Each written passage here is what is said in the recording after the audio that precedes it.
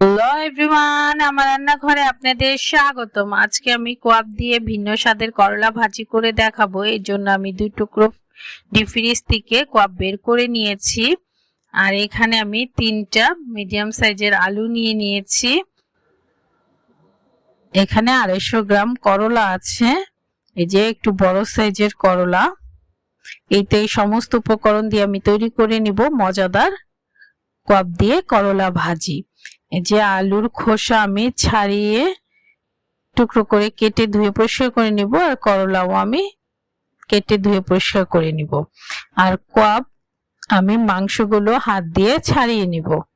এই দেখেন, আমি একটা বাটিতে নিয়ে নিয়েছি। আমি বটি ছুরি দিয়েও কাটতে পারতাম, কিন্তু এমনিতেই এটা এত নরম তাই হাত দিয়ে ছাড়িয়ে নিলাম। এই যে দেখেন, আমি ছাড়িয়ে নিলাম ছোট ছোট করে। আমি এই যে মাংসগুলো ছাড়িয়ে নিলাম। আর এখন দেখেন, এই যে করলা আমি একদম গোল গোল করে পাতলা স্লাইস করে নিই, একটু মোটা স্লাইস করে নিয়েছি। আর এখানে আমি আলু এই যে লম্বাতে 4 টুকরো করে এই যে পাতলা পাতলা স্লাইস করে কেটে নিয়েছি, 3 কোনা করে। এইভাবে আপনারা দেখে বুঝে নেবেন। এখানে 2টা পেঁয়াজ বড় সাইজের কুচনো আছে, আর এখানে 3টা মিডিয়াম সাইজের এই যে পেঁয়াজ আমি রিং রিং করে স্লাইস করে কেটে নিয়েছি। এই সমস্ত উপকরণ দিয়ে তৈরি করে নিব অসাধারণ মজার করলা ভাজি। এই যে আমি একটা হাঁড়িতে 2 টেবিল চামচ পরিমাণ তেল দিয়ে গরম করতে দিলাম। তেলটা গরম হয়ে গেছে। এখন আমি কুচনো পেঁয়াজ দিয়ে দিব, আর দিয়ে দিব 2টা কাঁচা মরিচ এই যে মাঝখান থেকে টুকরো করে দিয়ে দিলাম। এখন পেঁয়াজটা একটু তেলের সাথে ভেজে নিব। এই যে ভেজে নিয়ে আমি দিয়ে দিব স্বাদ মতো লবণ আর হাফ চা চামচ আদা রসুন বাটা দিয়ে আমি নেড়ে চেড়ে আদা রসুন কাঁচা গন্ধ চলে যাওয়া পর্যন্ত একটু ভেজে নিব। ভেজে নিচ্ছি। যারা করলা খেতে পছন্দ করেন এই রেসিপিটি অবশ্যই তাদের জন্য। এখন আমি হাফ চা চামচ মরিচ গুঁড়া দিয়ে দিলাম, হাফ চা চামচ দিয়ে দিব হলুদ গুঁড়া, সামান্য পরিমাণ ধনিয়া গুঁড়া এবং সামান্য পরিমাণ জিরা গুঁড়া। এই যে, আর এখন দিয়ে দিব আরো হাফ চা চামচ মরিচ গুঁড়া। আমি মোট 1 চা চামচ মরিচ গুঁড়া দিয়ে দিয়েছি। এই যে এখন মশলার গুঁড়া একটু তেলে ভেজে নিব।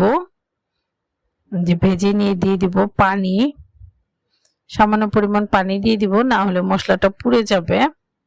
এই যে এখন মশলাটা নেড়ে চেড়ে ঢেকে রেখে দিব মশলাটা কষে আসা পর্যন্ত। যারা করলা খেতে পছন্দ করেন না তারাও করে দেখবেন, খেয়ে দেখবেন, বারবার খেতে যাবেন এই রেসিপিটি। এই যে দেখেন মশলাটা কষানো হয়ে গেছে, তেল ছেড়ে দিয়েছে। এখন দিয়ে দিব এই যে কেটে ধুয়ে রাখা আলু। আলুটা দিয়ে একটু নেড়ে চেড়ে আমি দিয়ে দিব এই যে কেটে রাখা করলা।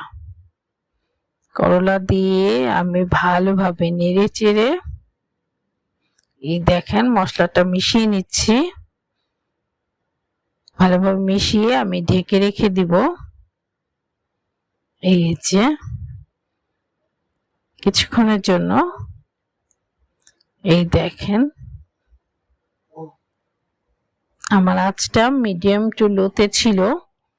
মিডিয়াম টু লোতেই করলাটা ভাজি করে নিতে হবে। এই যে দেখেন আমি লবণটা চেখে নিচ্ছি। এখানে একটু লবণ লাগবে, আমি দিয়ে নিচ্ছি। আপনারা আপনাদের স্বাদ মতো লবণ দিয়ে নিবেন। এই যে এখানে দিয়ে দিলাম আস্ত 4-5-6টা কাঁচামরিচ। এই যে এখানে দিয়ে দিলাম কোয়াবের মাংস। এই তো এখন আমি নেড়ে চেড়ে ভালোভাবে নেড়ে চেড়ে দিচ্ছি। এখন এটা নেড়ে চেড়ে ভাজা ভাজা করতে হবে। আমি আর ঢাকনা দিব না, তাহলে করলা তিতা হয়ে যাবে। এই তো এখন দিয়ে দিব এই যে সামান্য পরিমাণ টালা জিরা গুঁড়া, এটা আপনারা অবশ্যই দিবেন, যা দিলে দারুণ স্বাদ হয় করলা ভাজিতে। এই যে, আর এখন দিয়ে দিব আমি যে রিং করা এই যে পেঁয়াজ, একটু এই দেখেন হাত দিয়ে একটু ম্যাশ করে দিয়ে দিচ্ছি, রিংগুলো খুলে নিচ্ছি। এই তো করলা ভাজিটা প্রায় হয়ে গেছে, সেদ্ধ হয়ে গেছে। এখন নেড়ে চেড়ে একটু ভাজা ভাজা করে নিব, আর পেঁয়াজটা একটু সেদ্ধ হওয়া পর্যন্ত রেখে দিব। এই দেখেন পেঁয়াজগুলো সেদ্ধ হয়ে গেছে, আর করলা ভাজিটা অনেক ভাজা ভাজা হয়ে গেছে। এই তো এখন আমি চুলাটা অফ করে দিব, আর এই যে আপনাদের বেড়ে দেখাচ্ছি, এটা খুবই মজা, খুবই সুস্বাদু। আপনারা করে দেখবেন, খেয়ে দেখবেন। এখন সবারই জ্বর হচ্ছে, জ্বর থেকে উঠে খেতে ভাল লাগছে না, এইটা করে দিবেন, দেখবেন মুখের স্বাদ ফিরে এসেছে। জ্বর থেকে উঠে এই করলা ভাজি পেলে এক থাল ভাত নিমিষেই খেয়ে ফেলবে।